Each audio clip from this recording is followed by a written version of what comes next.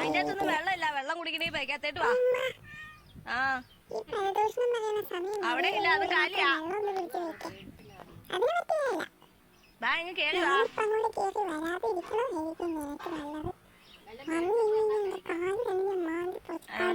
അവനെ നീറ്റിട്ടുണ്ട്.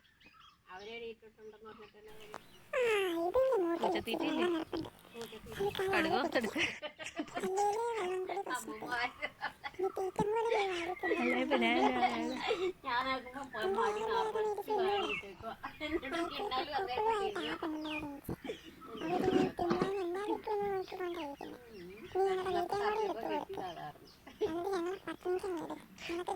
അവിടെ ഉണ്ടാകുന്നതാണോ?